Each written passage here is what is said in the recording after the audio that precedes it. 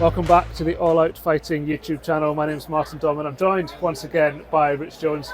Rich, we've just witnessed the final press conference between Jake Paul and Mike Tyson. Lots to get into, including a visit from our very own Tony Bellew.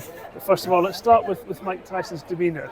I think he counted 21 words before the press started interviewing him. Very quiet. You're not sure if he's bored or just in the zone. I think he seems a bit bored, to be honest. Which one of us is taking the Mike Tyson role and who's Jake Paul in this little video? Do I get the 21-word cameo or?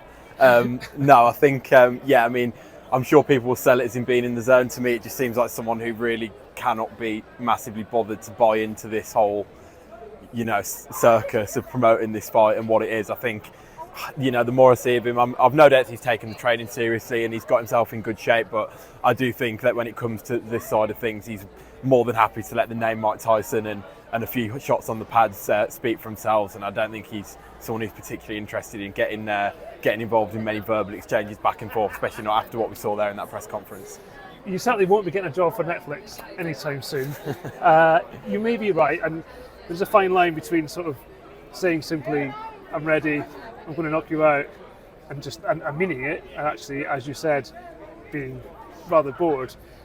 But maybe the mask has slipped. Maybe actually this fight is just what everyone thinks it is, and it's a bit of a farce. Also, you saying he's going to knock him out, but I don't even think he really said he was going to knock him out. He's just like, I'm going to win. They asked him what happens if you lose. He was like, I'm not going to lose. But that's the thing. It wasn't like he was particularly, giving too much. Like, I'm definitely going to knock him out. That sort of thing. He just didn't really say very much at all. And I think Jake Paul made a good point. There's been it seems like a lot of people are talking for him. You get these little sort of sound bites from promos, but when it comes to the two of them face to face, it is very much Jake Paul as the one that's sort of selling this fight and not getting much to play off in return from Mike Tyson, which I think we said yesterday was something that could happen. I think I think the press conference in particular just kind of show what this is in terms of those two and how sort of Mike Tyson's approaching it really. Even the face-off, they did face off, nothing happened. Mike Tyson turned to walk away, sort of not dragged back, but brought back to actually face the front and do the camera shots. Again, does he just not care? Or is he in the zone? You mentioned Jake Paul, he did at least play his part. He wore diamond protectors on his ear as if Mike Tyson was going to... I'd love Mike Tyson to have done anything, never mind bite his ears. But, he played that part very well. But again, what else can he say now? There's no dance partner and that sort of thing. Exactly. If Mike Tyson doesn't say anything, again he says, I'm going to knock him out. I really, really want to believe that Jake Paul is just going to run from one corner to the other and try and knock Mike Tyson out. What did you make of his performance? Yeah, like you say, there's not too much that can be said about a sparring partner, but he's saying all the right things, isn't he? He's claiming he's going to go in there and have a fight. I think we touched on yesterday. I think realistically the game plan for Jake Paul is going to have to be to sort of dance around Mike Tyson, avoid getting hit, just use his speed and agility. But of course, that's not really going to sell the fight. So obviously he's talking up the big game that he's going to go out there and knock out Mike Tyson. And yeah, I think we'd all love to believe that he's going to go out there and try and do that, but it probably wouldn't be the wisest move from his point of view, would it? But like you say, it was a bit one-sided at times. But who had Tony Bellew on the bingo card as the next best sparring partner for Jake Paul up there? Yeah, it's a bit. It's a little bit sad. Just to explain, Tony Bellew popped up during the questions. He's clearly here as part of a well-known Irish bookmaker, let's say, and attempted to, I assume, rant at Jake Paul, whom he does have has had back and forth with before. And I think Ariel Helwani put it exactly right. Is your microphone from Fisher Price? It didn't work. Nobody heard what Tony Bellew was saying. So the whole stunt fell flat on his face. Also, I'm not sure Ariel Helwani couldn't tell because of the lighting. He genuinely wasn't sure if it was Tony Bellew, was he? You could see him looking. He was like, "Is that Tony Bellew?" And I think he genuinely couldn't tell if it was Tony Bellew or not. There's certainly a heavyweight Tony Bellew. We can probably say that. So no one heard Tony Bellew. He was then escorted from the building. Probably job done as far as Mr. Power is concerned. But needless. And actually, as I said, a bit of a shame. Former world champion, great career, retired now.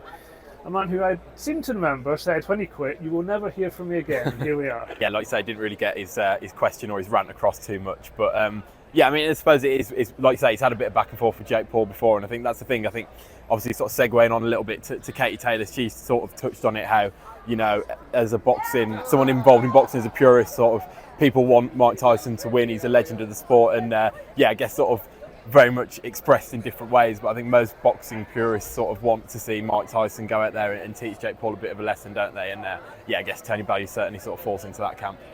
Indeed, and actually towards the end, Ariel Helwani did ask the, I think, 12 other fighters on the podium who they thought was going to win. I think we ended up with a score of 9-3 to Mike Tyson, certainly in his favour, which prompted Jake Paul to then go around the podium and ask the fighters to put the money where their mouth is and make some bets. I think we had a couple. I like Dana Coolwell, the Australian guy on the end who just bet him $20. Which look, your worth. He was. He made the smart move. Whereas I think some of them certainly got peer pressured into shaking on some bets that they might be regretting if Jake Paul decides to enforce them. I think we had Bruce Carrington with $1 million, was it? The Neeraj Goyat with his house in India. Which he claimed is worth $1 million as well. So and then Katie Taylor as well with the fight purse. So Katie Taylor, one of the most reserved fighters in boxing, seems to have staked her entire purse on Mike Tyson beating Jake Paul. And the thing is, fine well, Jake Paul will go back now and get those contracts drawn up. He will deliver them to the hotel suites across Dallas. I'm not sure many of them will be signed. But no, we'll see. I suspect not. I don't think. I think Katie Taylor's money is probably safe. So we've had the workouts, we've had the press conference, we have the weigh-ins tomorrow. Two fighters will weigh in behind closed doors officially. Obviously, no limit for Mike Tyson and Jake Paul. Then we'll see them come face to face for the final time before the first bell in front of the public. And they will pretend to weigh in and then hopefully give us something more than they gave us tonight, or at least Mike Tyson. But are you expecting any drama at all hours before the fight? Not really. Like you say, I think at this point you're just looking for Mike Tyson to give us anything in the way of sort of engaging with Jake Paul in his games, which it doesn't seem like he's going to. Like we said, Jake Paul's sort of doing his bit, that like we just talked about, the little bit with the wages and the bets at the end. He's getting up and getting out and about the stage, trying to get people involved and make something out of it. But yeah, I mean, at this point I'll be very surprised if we see too much from the weigh-in, but who knows, we might get surprised, and I'm sure Jake Paul will keep doing his bit to try and draw a reaction. Absolutely.